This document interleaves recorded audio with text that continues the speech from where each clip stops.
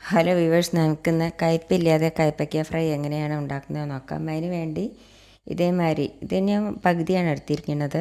ഇതേമാതിരി ഒരു വലിയ കയ്പ്പയ്ക്കയുടെ പകുതി ഞാൻ ഇതേമാതിരി ചെറുതാക്കി നുറുക്കിയെടുത്തിട്ടുണ്ട്. പിന്നെ അതിലേക്ക് വേണ്ടത് തൈര് വേണം, ഒരു 2 സ്പൂൺ എടുത്തിട്ടുണ്ട്. പിന്നെ ഒന്നല്ലെങ്കിൽ ഒരു ചെറുനാരങ്ങയുടെ പകുതി എടുത്തിട്ട് അതിൻ്റെ നീര് എടുക്കുക, അല്ലെങ്കിൽ ഒരു സ്പൂൺ വിനീഗർ എടുത്താലും മതി. പിന്നെ അതിലേക്ക് വേണ്ടത്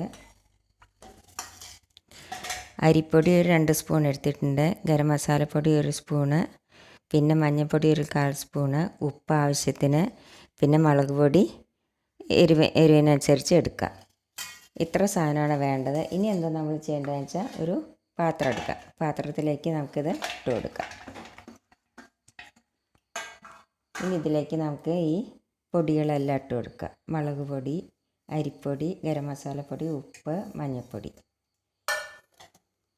പിന്നെ അതിലേക്ക് നമുക്ക് ഈ നാരങ്ങ നീര് ഒഴിച്ച് കൊടുക്കുക. പിന്നെ അതിലേക്ക് നമുക്ക് ഈ തൈര് ഒഴിച്ച് കൊടുക്കുക. ഇനി നല്ലപോലെ ഒന്ന് തിരുമ്പിയിട്ട് ഒരു 5 മിനിറ്റ് നമുക്കൊന്ന് വയ്ക്കാം.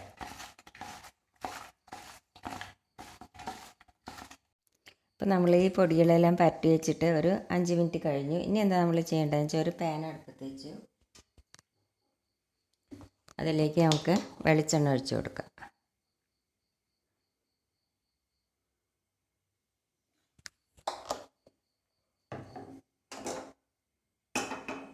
ഇനി ഇതിലേക്ക് നമുക്ക് ഇത് ഓരോന്നായിട്ട് ഇട്ട് കൊടുക്കാം.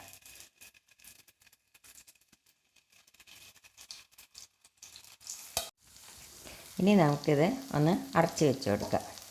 തീയൊന്ന് സിമ്മിലാക്കി വയ്ക്കാം. ഇതന്നെ നമുക്ക് കുറച്ച് കൂടുതൽ എണ്ണ ഒഴിച്ച് എണ്ണയിൽ നമുക്കിത് വറുത്തെടുത്താൽ നല്ല ടേസ്റ്റാണ്.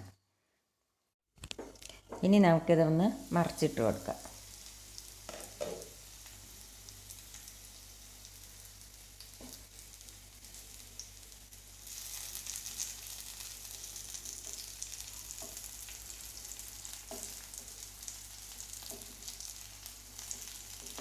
ഇതേമാതിരി നമുക്കിതെല്ലാം ഒന്ന് മറിച്ചിട്ട് കൊടുക്കണം.